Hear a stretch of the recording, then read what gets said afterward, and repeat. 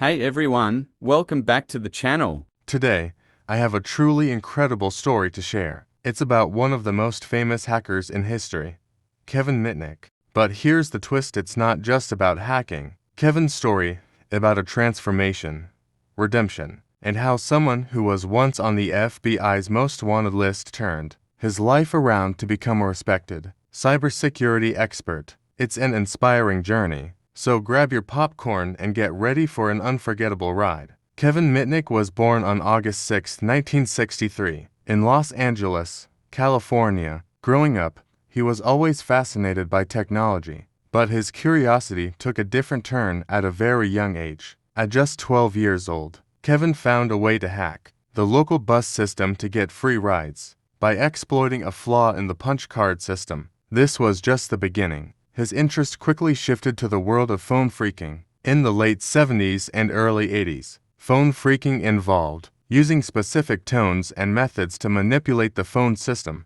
Kevin became obsessed with understanding how systems worked and how they could be bent to his will. He wasn't stealing or trying to make money from it. He simply enjoyed the challenge of outsmarting the system. His early experiences set the stage for his future in hacking, and it wasn't long before he began to experiment with even bigger systems. By the time Kevin was in his late teens, technology had advanced, and so had his skills. In the early 80s, personal computers became more common, and Kevin found himself getting deeper into the world of hacking. In 1983, at just 19 years old, he pulled off a massive hack against Digital Equipment Corporation DEC. What made this hack famous wasn't that Kevin stole anything, it was the fact that he accessed their systems and copied their software. This act caused millions of dollars in damage to the company and marked Kevin as a force to be reckoned with in the hacking world. But Kevin wasn't just a regular hacker. What set him apart was his ability to manipulate people through social engineering.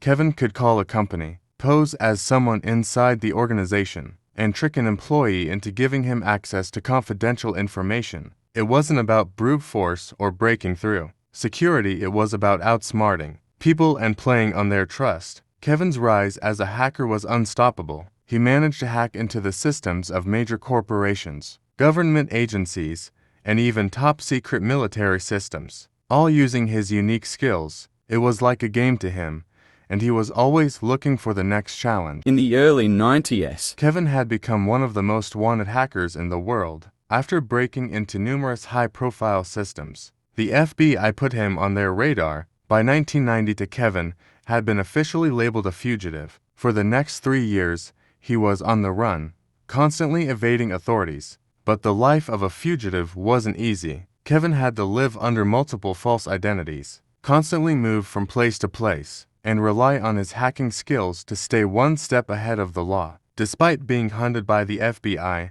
Kevin didn't stop hacking. He continued to break into secure systems, accessing sensitive information from telecommunications companies, private corporations, and even the government. His ability to stay under the radar was impressive. But Kevin wasn't just running from the law. He was also running from the reality of his actions. Although he didn't profit from his hacks, he still caused damage and created chaos wherever he went. Eventually, the pressure of living this life took its toll. In 1995, after an extensive manhunt, Kevin was finally caught by the FBI.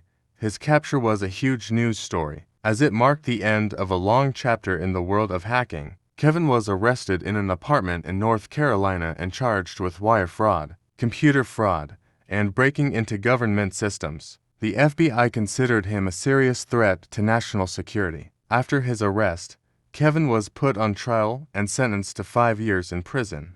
But the most shocking part of his imprisonment was the solitary confinement he was placed in. For 8 months, Kevin was kept in a small, isolated cell, completely cut off from the outside world. He was the longest-held hacker in solitary confinement at the time. This experience gave him a lot of time to think and reflect on his life and the choices he had made.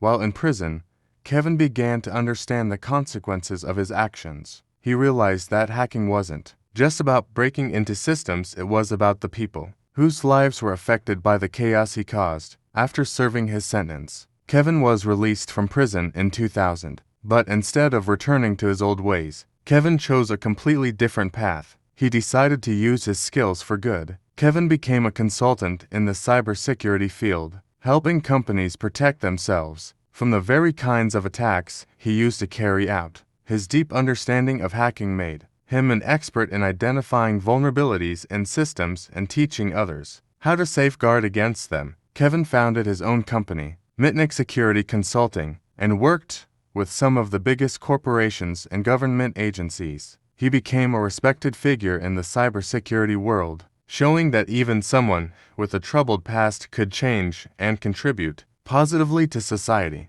But Kevin didn't stop there. In 2011, he wrote his memoir, Ghost in the Wires, where he shared his life story with the world. The book went on to become a bestseller, earning Kevin praise for his honesty and openness about his journey from hacker to cybersecurity expert. He's since become a speaker and advocate for better cybersecurity practices, using his experiences to teach others how to avoid the mistakes he made. Kevin Mitnick's story is a reminder that no matter how dark your past may be, you can always change your future. He went from being a criminal on the run to a trusted expert in the cybersecurity world. Kevin's transformation shows that people can evolve and use their talents for positive change. Thanks for watching. If you enjoyed this story, make sure to like, subscribe, and hit the bell so you never miss an episode. I'll see you in the next video.